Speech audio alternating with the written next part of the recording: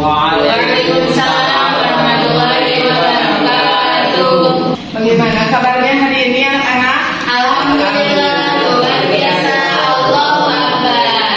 Baik, sebelum memulai pembelajaran, alangkah baiknya kita berdoa terlebih dahulu. Silahkan berdoa dalam hati, dimulai. Berdoa selesai. Hari ini siapa saja yang sudah hadir?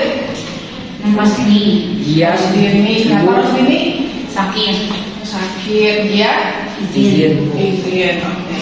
Hari ini kita akan belajar tentang mandi besar. Nah, tujuan pembelajarannya adalah untuk yang pertama mengetahui dasar mandi besar, yang kedua mengetahui tata cara mandi besar. Kemudian manfaat mempelajari mandi besar, yang pertama membersihkan diri, yang kedua sebagai rasa syukur, dan yang ketiga memulihkan kekuatan dan juga kesegaran. Adapun peta konsep kita pada hari ini yaitu tentang pengertian mandi besar, kemudian dari disyariatkannya mandi besar, sebab-sebab mandi besar, rukun mandi besar, dan yang terakhir adalah tata cara mandi besar. Untuk pembahasan yang pertama yaitu pengertian mandi besar. Nah, jadi mandi itu secara bahasa artinya menuangkan air kepada sesuatu. Adapun secara istilah mandi adalah menyiramkan air ke seluruh badan dengan tata cara tertentu untuk menghilangkan hadas besar. Maka kita judulnya mandi besar.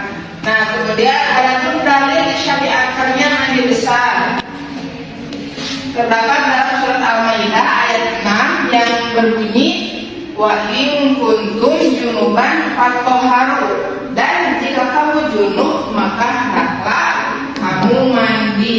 Itu tentang dalilnya. Kemudian yang ketiga yaitu tentang sebab-sebab mandi besar. Nih, yang pertama ada jinabat atau keluar mani dan sperma atau janabah ya. Yang kedua hubungan suami istri atau jima. Yang ketiga berhenti keluarnya darah haid. Jadi kalau ada yang perempuan kalau sudah haid itu setelah beres haid maka diwajibkan untuk mandi besar. Yang keempat berhenti keluarnya darah nifas. Darah nifas ini keluar ketika seorang ibu beres melahirkan ya.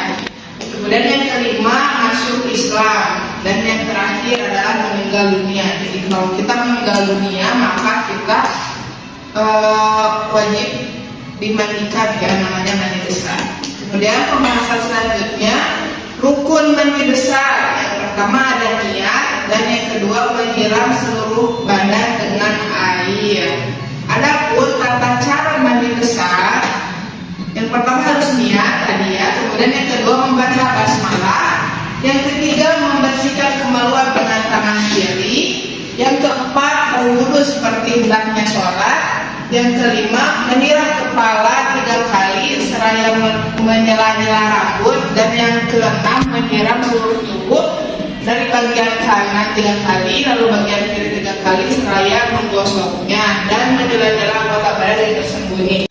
Nah, adapun tata cara mandi besar, yang pertama niat. Jadi kita harus niat dulu.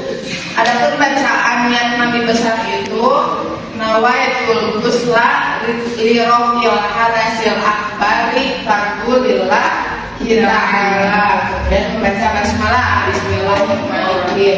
Yang ketiga membersihkan kemaluan dengan tangan kiri. Yang keempat berwudu. Jadi kita harus wudu dulu seperti kalau kita mau sholat. Yang kelima itu menyiram kepala 3 kali. Jadi kepala dulu ya disiram 3 kali.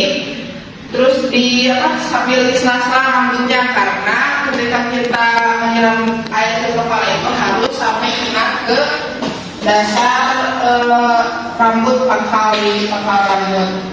Dan yang terakhir menyiram seluruh badan dari bagian kanan dulu. Jadi bagian kanan dulu nih, kita bawa gayung, misalkan ini gayung. Nah, kita siram ke bagian kanan dulu 3 kali sampai digosok-gosok gitu ya semuanya. Kemudian ke bagian badan yang kiri sama digosok-gosok juga sebanyak 3 kali. Setelah itu biasanya bisa pakai pakai sabun, pakai sampo, gosok gigi dan sebagainya itu yang dibersihkan. Nah, jadi kesimpulan pada pembelajaran kita hari ini bahwa mandi adalah syarat sah sholat dan mandi besar harus sesuai dengan tuntunan dari Rasulullah SAW. Sekian pemaparan dari Ibu. Anak-anak, apakah kalian sudah paham tentang mandi besar? Insyaallah. Nah, coba Ibu ingin mendengarkan penjelasan kembali dari Agnia tentang tata cara mandi besar. Coba bagaimana? Jadi tata cara mandi besar yang pertama harus niat dulu Ibu. Nah, yang kedua harus membaca basmalah terlebih dahulu. Lalu ketiga membersihkan kemaluan dengan tangan kiri. Lalu berwudu seperti hendak mau sholat. Terus menyiram kepala 3 kali supaya menyela-nyela rambut. Lalu menyiram seluruh anggota badan dengan air putih. Ya, bagus. Terima kasih Adi. Berarti kalian sudah paham semuanya ya? Insyaallah. Nah, untuk tugasnya Ibu sudah siapkan link. Silakan kalian nanti klik saja linknya ya. Nanti Ibu share PPT-nya. Setelah itu kalian kerjakan dan nilainya sampai minggu depan. Jadi nanti minggu depan Ibu akan menilai siapa yang mengerjakan dan yang tidaknya. Dicukupkan sekian untuk pembelajaran kita hari ini. Ditutup dengan membaca dan bersama-sama. Jangan lupa ya tugasnya. Siap, Ibu.